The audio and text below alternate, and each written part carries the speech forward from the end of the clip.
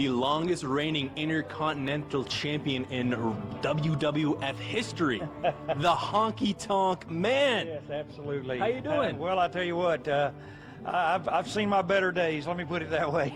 You look great to me. Look at the head of hair on you. I'm jealous of that. Well, you know, I've got this whole new look going right here. It's kind of like a tribute to an old-time wrestler that I knew and I watched as a kid, and I would emulated him a lot. His name was Sputnik Monroe, and he had this little white streak in his hair. And I really got tired of putting the black stuff on the top of my hair.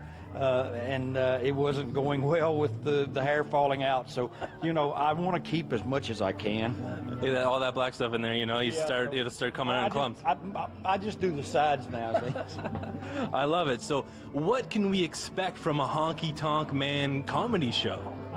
You know, we talk about wrestling, of course. That's my mainstay, and then most of what I've done for the last 40 years. So I have 40 years of road stories. I have 40 years of things that's happened in the wrestling business, and everyone wants to know the behind the scenes. And most of the fans nowadays don't really care about stuff I did 30 years ago. They want to know about WWE and that product and how it was there. So, and I have tons of stories with that. And so, you know, and I make it kind of funny too.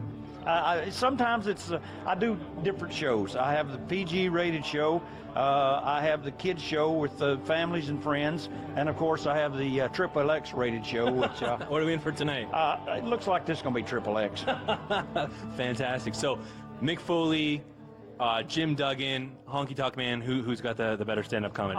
You know, I haven't seen their stuff at all, so I don't know. I started doing these long before Foley ever did one. Myself and Lanny Poffo tried to do some 20 years ago, and we did a couple of clubs down in the States, and we could never really get it picked up and someone to run with it. And then Foley started doing them, and he's got a big cult following, so to speak, so he's done very well with it. The rest of us, you know, we come along and do these. I came off a tour in the United Kingdom.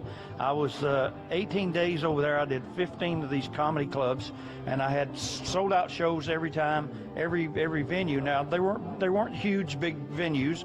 You know, some of them were 40 seats, 60 seats, 80 seats, 100 seats, but it was standing room. So that came off really well. And then the Yuck Yucks people over here in around Ajax, and I'm going over to Ottawa to do their show. They picked it up and wanted to do it. In the 80s, the WWF was very much character-driven, including yourself, but now you just get to be yourself on stage. Is it like a freeing or cathartic experience? Yes, it is. It's exhilarating to be able to go out and do stuff you want to do in the way you don't want to do it, and not have to be worried that someone's critiquing you because, or that you got to go backstage and get laughed at or prodded on by the boys or the people backstage, or Vince McMahon, who's very, very difficult to work for sometimes because he's a perfectionist and he wants everything to be perfect.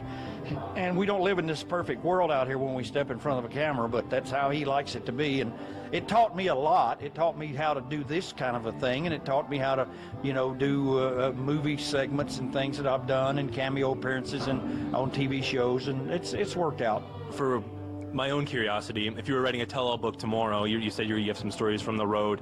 What's a story or a chapter that would surprise the fans? Oh gosh, there's so many.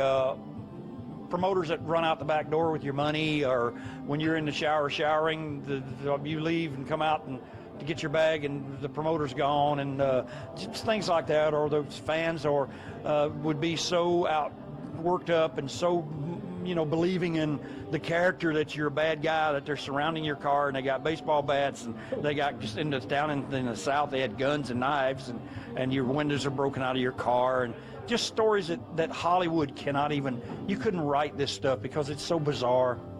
A sneak peek from your show tonight. What's one story that you kind of end the show with, like the big showstopper? Oh, well, gosh, I don't really have one that I end with. Of course, I do the one about Macho Man, and where I would hide from him because everyone thought, you know, Macho Man was such a, you know, he's a great worker, he's fantastic and everything. But now that it's on record with Steamboat and several more people saying that, you know, they hated having to go over everything every night with Randy. It was like every night.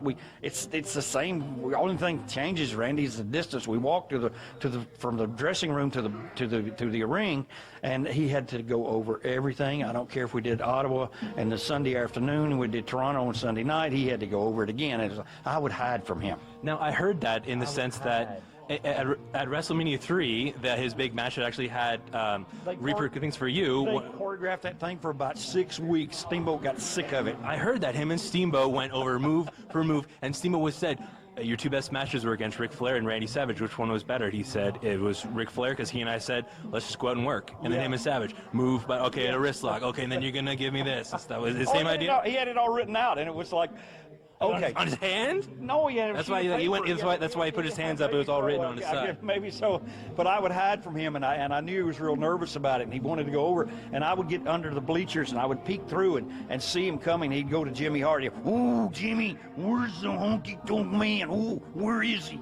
And I would be hiding, watching, and just about the time the bell was going to ring, we had to go out. I'd magically appear, and he was just so nervous and rattled. And I enjoy doing little dastardly deeds like that. Okay, that's fantastic.